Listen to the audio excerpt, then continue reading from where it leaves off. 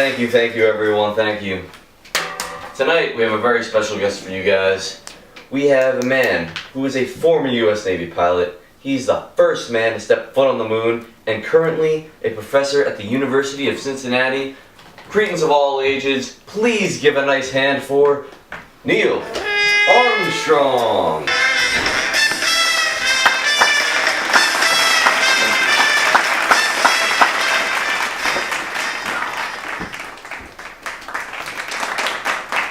So how are you tonight, Neil?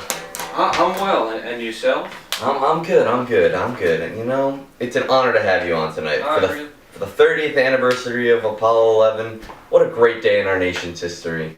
Okay, so Neil, wanted to ask you, what was it like being on that Apollo mission to the moon?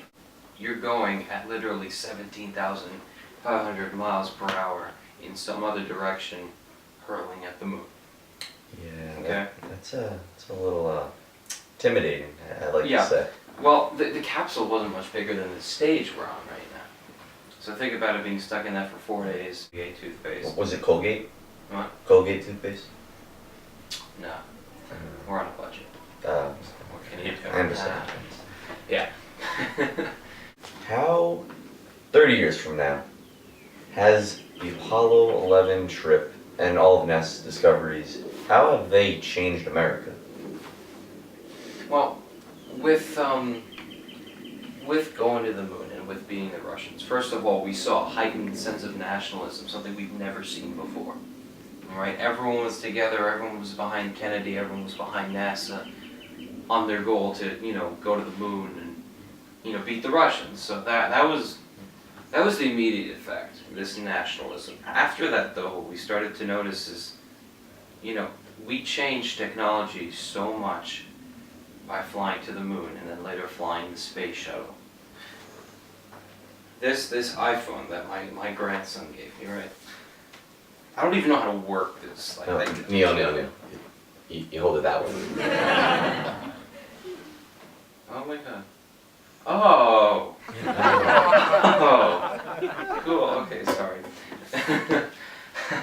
But, see, we flew to the moon with something. This thing has more memory than the entire 5-story rocket that took us to the moon. This watch has more memory than that. We did it with a pencil and paper. So think about how much stuff, we can learn by doing that. First of all, we have iPhones. Now the technology of Apollo gave us stuff like, I don't know if anyone wears those invisible braces. Oh yes, the Invisalign. The Invisalign, yeah, that's what they're called.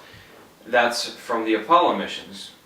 We also had, if you've ever used an ear thermometer on your kid, that's from the Apollo missions because that's how we would take the temperature in space. The boots that helped us walk on the moon, the shoe insoles, that technology comes from that. Obviously water filtration and recycling. That's important. I would say it's important.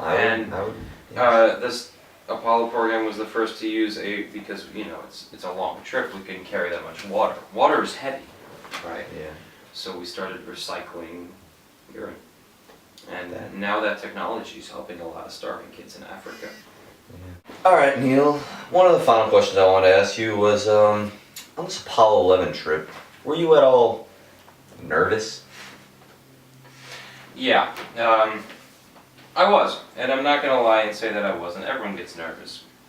It's only a spacesuit in between me and death by space. And Buzz Aldrin, he was nervous too. I mean, the guy prayed on the moon. But, before I went out, I got on my radio, and I guess I just need someone to talk to. So I called the Capsule communicator, Charlie Duke, and I said, listen, this is kind of big, I need some help. But he said to me some very important advice that I'll never forget. What he said is, I quote, "Don't be nervous. Just go out there and do it, boy!" Now if that ain't some quality advice, I don't know what is. Alright, well, that's all the time we have tonight. Tune in next week when we have AP Chem extraordinaire Brian Rosen.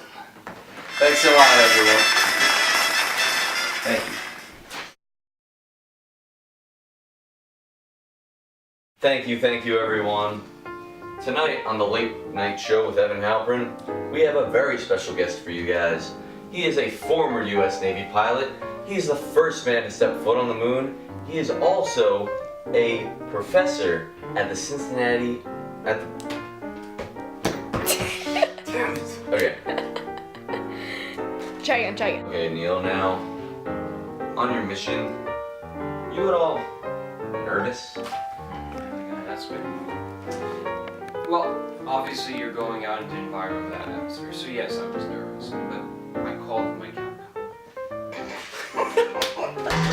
It zoomed in on you. Okay, wait, when should I zoom in on you? Should I zoom in when you're like, well, I was No. nervous. Zoom in when he's about to say do it. Okay. And he and he told me.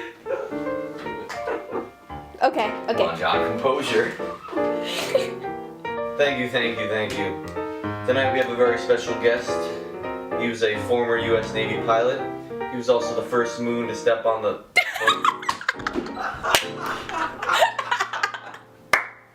Okay, that time I just choked up. I messed up before. Okay, you know what? No, we're gonna do it for real this time. Neil Armstrong. Thank you.